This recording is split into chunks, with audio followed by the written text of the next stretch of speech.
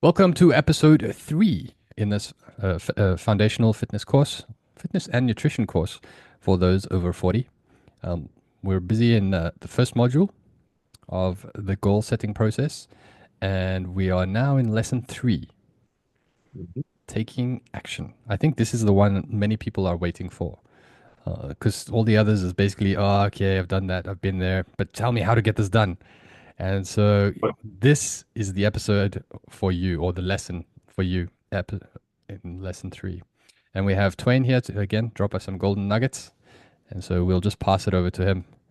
And and I am going to share my screen and we will kick it off. So as I slink away to the corner here so I don't block the slides, you can see taking action is the most important part where a lot of people fail. And the main reason why people fail is because I put it up there. You see that? It's not about your willpower. I hope my fingers are tracking correctly. Up way up. here. Way up. So it's not about your willpower. Yeah, Okay, I'm just going to float my hand there. somewhere there. But but that's the main thing here. A lot of people mistakenly think that they need a ton of willpower to get shit done. And I can tell you, as somebody who's been doing health and fitness for the longest time, the people that are most successful at it, doing it for, decades, they don't reuse willpower at all. It's become habitual, it's become a part of the process, become routine. And so today I want to talk you through four main strategies that we use. Two are fundamental and two are more of a tactical strategy here. Okay, so if you are somebody that's been thinking, I need a lot of discipline, I need a lot of willpower, definitely you want to stick around for this one. So, first thing we have to understand is everybody believes that motivation is the driver of action, but it really isn't. Okay, motivation does not come before action. Most of the time, action is something you need to do first that will drive results that will then give you motivation. You can also see why I use different font sizes here to emphasize that difference. But the main thing is this. Sometimes it's true, you can get motivated. You watch a Rocky movie, you see Sylvester Stallone all jacked up, you look at yourself, and you're like, man, that montage just has me fired up. I really want to get going, right? And you start thinking I should, go off and start planning my own training montage. But the truth is that motivation doesn't last. Okay, it might, in some instances, trigger you to take action, and that's great, but don't depend on it. So if right now you're not feeling particularly motivated at all, just start taking some sort of action and then go and watch the previous two lessons. If you skipped over to this one, go and watch the other two. Make sure you take some action there first, build up the understanding of the process, and then use this module to, or this lesson to fire up your action taking strategies. So the four strategies we will go through in order will be how do we set our implementation intention? So how do you actually define to yourself and program it into your brain that you are going to do these specific things that you are going to do? The next one is about anticipating the obstacles and preparing for them. Again, absolutely vital. Like I mentioned in the previous lesson, failure is not the end. It's about learning from the failure to improve the process forward. And the next two of these, like I said, are a bit more tactical. They're habit stacking, and then followed by the 5 minute or 2 minute rule, depending on how you want to look at it.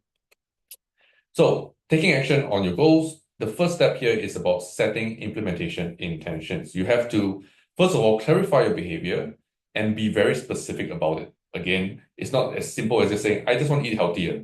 Okay. Yeah, sure. Okay. How are you actually going to do that? How are you going to implement that? What's the behaviors that you're specifically going to take in your daily life? The second part to this process is how do you actually make that behavior easier? Because you have to look at your circumstances and say, if I make this thing way too difficult and that requires a lot of willpower, honestly, you're going to fail 100%.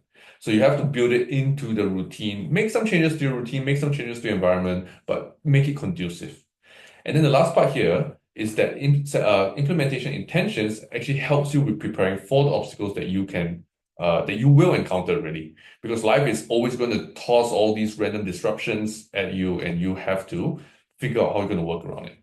So let's take a very common implementation intention here. Okay, one of the main goals for a lot of people when we talk to them, first up on nutrition is always I have to eat more protein. So the goal we set is, let's say, eat 4 servings of protein a day. For some of you, it could be five, for some of you, it could be three, doesn't really matter. Okay, so if I want to eat 4 servings of protein a day, am I going to go about putting this behavior into action in my day? How will it really look like? This is a clarification process. Whenever I go out and eat, I will choose an option that has at least 1.5 portions of lean protein in the meal. So that's good. Now we know, we set an intention, specific enough, every time I go out and eat. Okay, great. The most important part to this then is to say, okay, I know that every time I'm going out to eat, I'm going to eat protein. But the issue is, I find it pretty difficult. Like, how can I make it much simpler or easier and more conducive for me to achieve this particular behavior? The how of it is that you can look at what are all the places that you usually go and eat at, what's some of your favorite restaurants, and then we can start pre-selecting some of these more protein-rich options, what modifications to some of these meals we can make, and build out an entire menu for you. This is literally what we do with a lot of clients as well, right? So we go through that process, say, hey, send me over all the restaurants that you like to go to, what's the hawker center that you like to go to, the food center you like to go to, and I'll select out all these different varieties. And then you can build out 3 to 4 options at every restaurant. And anytime you go into any restaurant, you have enough variety, such that you don't feel super restricted, but at the same time, you have all these pre-selected options so that you don't have to think, about the minutia of it and just select the one that you can do. So it makes the behavior a lot easier to implement. And then the last part here is what are certain obstacles you might experience. For this case, it could easily be something like when you go to your favorite restaurant, you end up, ordering the thing that you always like to eat. And so with human nature, restriction makes us feel a type of pressure buildup that eventually explodes if it's not taken care of. So what we need to do is we always need to try to remove and reframe the mindset from a restrictive kind of mindset over to an abundance choice-based mindset. And in this case, for this kind of obstacle, we're not saying you can't eat the thing, but we're saying, hey, how about this alternative option of I'll order a smaller size bowl instead of the regular size bowl. And I'm using mala here because mala is a very popular thing that seems to be, popping up everywhere, even in the US as well. Even in Sydney, here where I am, I see a lot of mala shops popping up as well, right? So you order a smaller bowl and you choose to add in 2 extra lean meat options. It could be the seafood stuff, it could be, just the regular chicken breast pieces, whatever it is. So this way, you look through your goals and you clarify the implementation intentions through at all these levels, and that allows you to have almost a foolproof plan to execute on. Will it be 100%? Unlikely, but we don't have to be 100%. That's the whole point. So anticipating obstacles is the key here, right? We want to really consider previous experiences. Failure, again, is not the end. Always remember that. Yeah. But you have to learn from that failure. As tough as failure is, we have to look back at it, revisit it, and say, okay, what are the roadblocks that caused me to lead to that I faced that caused me to have this failure? And then you can anticipate them moving forward. Another question you have to ask yourself when you're setting these implementation intentions is, how will I respond to this when that happens? And what can you do now to prepare for these events when they do happen? And basically, this is what we call in, I guess, like psychological science, if-then preparation. Okay. Another simple example here that I can give, especially with workouts, is if I can't make it to the gym today, I will do a 15-minute home workout. So a really simple if-then kind of format. And this is super important because when you think about it and you narrate it in your head and program it into your head, it becomes that much more automatic. A lot of if-then propositions in our head have already been built up, and that's literally what the habit loop is like. So this is something that we can be very proactive about. Yeah. So let's talk about the tactical stuff that can help you with the action taking. First one is habit stacking. I think we did an entire podcast on this. If you want, you can go and visit that.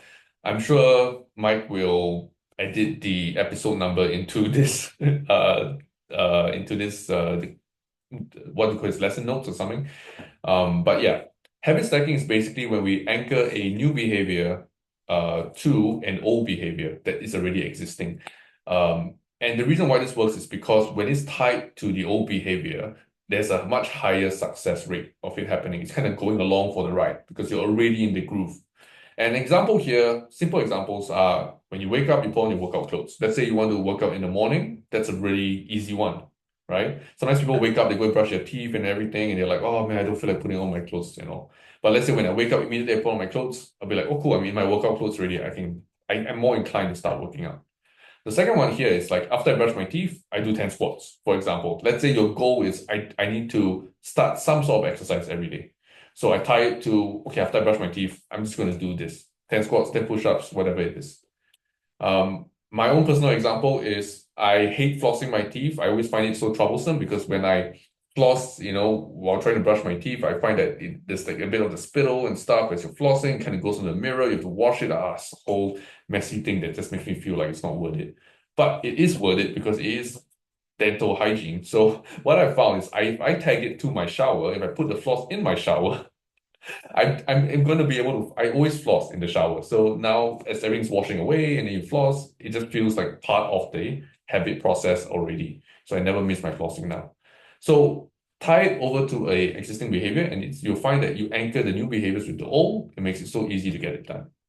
Habit stacking is one really good tactic, but sometimes you just feel overwhelmed with change and it can lead to a lot of procrastination. So this is where the 5 minute rule kind of comes in. I think many of you would have heard variations of this. Some people call it the 2 minute rule. I actually heard it as a 2 minute rule first, and then I found out that it was more popular in the literature as a 5 minute thing. But basically the idea is you want to set your timer for 5 minutes or some other short interval when you're faced with a task or the action that you need to do. And you just set that timer and you do that task or the action that aligns with your goals. Because the tough part about the things that we are supposed to do is in the starting part of the process, the inertia we have to overcome to do this action. And once we can get over that hump, we find that, hey, actually it's not that bad, and we get into the groove. We actually want to do the action a lot longer for a lot more. And so this 5 minute rule allows you to, at the very least, promise yourself that you're going to get some degree of the action done. And if you give it a good shot, you're still not feeling it, you stop and you still tick that box. So this is a very empowering kind of tactic that will allow you to, at its very subconscious level in the psyche, tell you that you are somebody that you will follow through on what you promise yourself you'll do, even if you don't feel like it. And that is super important to the identity building process. Because at the end of the day, if you are doing this thing, you're trying to get fit and healthy for the long term, not just for this 12 weeks or half a year that you're going to try to get healthy. You want to maintain that for the long term. You have to change and move the identity into the visual of somebody that is going to take those necessary actions. Yeah. So that's pretty much it. Taking action on your goals. These are the four main strategies and the ways we actually go about it. What do you think, Mike? Yeah, seems like a lot of work. But I'll Man, add in as you did touch on it, as I will put the lesson notes in the description of the video underneath with the relevant links to the podcast episode if anybody wants to go and to listen to that. But yeah, you touched on some points there that I was like, wow, okay, this is very true. Like you're talking about willpower, right? Don't rely on willpower. Is one of the things I find is willpower is probably the most unreliable thing that we have, and yet we put so much emphasis on it whenever we have to do things. It's far better, as you say, and this is what I always advise people is to focus on building the routine, building the habit, and relying on the body memory to actually just do what you need to do rather than, oh, how do I feel? Oh, I don't feel like it. Oh, today is the day. I'm struggling with this. Rather just let it become part of your routine. And yeah. you'll find is like the more you do it, I think it takes like 21 days or something like that to Hmm. build the actual routine. But once you do, if you don't do that action thereafter, you actually feel like something's not complete today. I, Yeah, I, something I feels I missing, missed right? something. And so that starts to become a healthier you, and you can continue on in the journey. The other one was when you were talking about the action um, and the motivator being number three in the process. Is I find like this is variable, like it's not a set in stone thing. The reason I say that is because like for us people who are over 40, like a blood test can be a huge motivator to take Oh, action. Um, but for it to actually probably become something that's worth talking about, yeah, you probably need to take that action first because you can have all the motivation in the world, But until you actually take the action, it doesn't really become anything. It's like a car without wheels, right? Yeah. It can I sit in your mean, garage. that's You can look at precisely it. It's why. like, wow, so fantastic, so shiny, but you can't go anywhere in it. Yeah. I mean, that's precisely why the graphic there for the motivation, action, results kind of cycle is pretty much a cycle. Hmm. It means that you kind of can you can start from any point of that cycle. Like you could be almost handed the result sometimes by chance, and then you'll be motivated, right? And then you take more action. That could Hmm. happen. But the most likelihood, the biggest likelihood and the part that's actually in your control is literally the action part. And so I think the emphasis there is again, it's not so much about there could be a triggering event that could motivate you, but you still have Hmm. to take action upon that. Okay. Yeah. Then the final point was that you were talking about like failure is not an ending, right? There's a person that I was listening to talk many years ago. Excuse me. But he said something that stuck with me for all these years, and that was that uh, stumbling, the concept of stumbling, when you're walking in your stride and you hit like a curb or something like that, and then whoa, you stumble. So you're saying like this is like whenever you reach like what some people would call a roadblock or a stumbling block or however you want to frame it for yourself. But whatever you're doing, you're struggling. You're coming to a part where, wow, I don't see a headway here. This is going to be a tough, and you have to work your way through that before you can continue on in your journey. And so he was equating this to, when you stumble over something. And so when you're walking at a pace, let's say you have a sidewalk, your foot catches, you stumble forward, right? Now, what happens when you stumble? What happens to the pace that you're walking at? I mean, it slows down, right? It would Or it comes to a actually, stop. it would speed up first, right? Because if you're walking and you stumble, you try to catch your feet very fast, so your Yeah. actual walking pace would speed up during that process. And so he equated this to the same kind of thing in life is that when you hit these stumbling blocks, that's where your actual learning happens and that's where your growth happens. Ah, I see. And so we mustn't fear these things, but we must embrace them and see them for what they are. They're always temporal, they're never permanent, but see them for what they are because your attitude, as one of the leadership people that John Maxwell says, your attitude will determine your altitude. And so when you're looking at these kind of things, if you look at it as a lesson and that's all it is, then you can move forward and you can grow and continue on in your journey. If you see this as this is the reason why I need to quit, obviously, then you're never going to achieve the goals that you set out for. Yeah. And Yeah. so yeah, I Yeah. just wanted to That leave man. with that. Do you have any other things you wanted to add in? No, I think you gave a very good summary of it.